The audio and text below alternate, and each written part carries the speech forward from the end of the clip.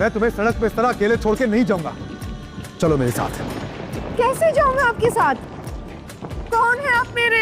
मौका अच्छा है, तुम्हारी सास पे इस वक्त घर पे नहीं है। कहाँ तक साथ दे सकते हो जुल्फिकार शाह? मेरी नूर का। अभी तक नूर इस घर में क्या कर रही है? तुमने उसे निकाला क्यों नहीं? मेरी सास की फेवरेट भतीजी है। दुख तो इस बात का कि आपकी वजह से मेरे किरदार पे उंगली उठाई गई है। आखिरी सांस तक।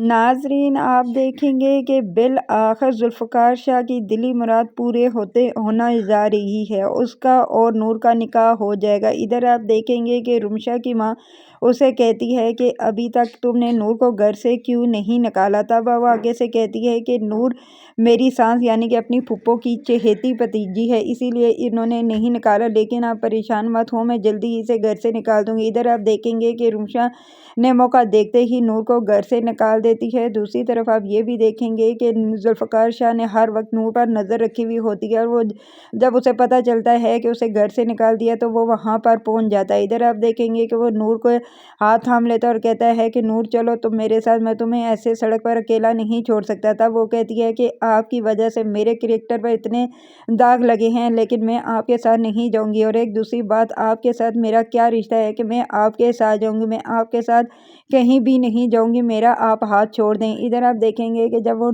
कहता है कि नहीं नूर मैं तुम्हें अकेला यहाँ नहीं छोड़ूंगा, तो लेकिन नूर उससे हाथ छुड़वा कर आगे सड़क क्रॉस करने लगती है तो आगे से गाड़ी आ जाती है और उसका मामूली सा एक्सीडेंट हो जाएगा। इधर आप देखेंगे कि जुल्फ़िकार शाह फ़ौरन ही नूर को उठाकर हॉस्पिटल ले जाएगा जहाँ पर उसका ट्रीटमेंट किया जाएगा। इधर आप देखेंगे कि नूर की फुप्पो को जब ये चीज़ पता चलती है कि नूर का एक्सीडेंट हो गया है और वो हॉस्पिटल में है तो वो फ़ौरन ही हॉस्पिटल में पहुंच जाती है और जब नूर को देखती है तो रोना शुरू हो जाती है। नूर को गले लगा लेती है और कहती है कि मेरी बेटी तुम्हें क्या हो गया है। नूर भी अपनी फुप्पो को देखकर रोना शुरू हो जाती है। इधर आप देखेंगे कि जब नूर की फुप्पो अंजुम देखती है जुल्फ़िकार शाह को वहाँ पर तो उसे बड़ी हैरत होती है और फिर वो फ़ौरन ही बोल पड़ती है, कहती है कि जुल्फ़िकार शाह मैं तुमसे एक बात करना चाहती हूँ, तुम कहाँ तक मेरी नूर का साथ दे सकते हो। इधर पहले तो जुल्फ़िकार शाह खामोश रहता है और फिर वो आखिरकार बोलता है कि आखिरी सांस तक मैं नूर का साथ दे सकता हूँ।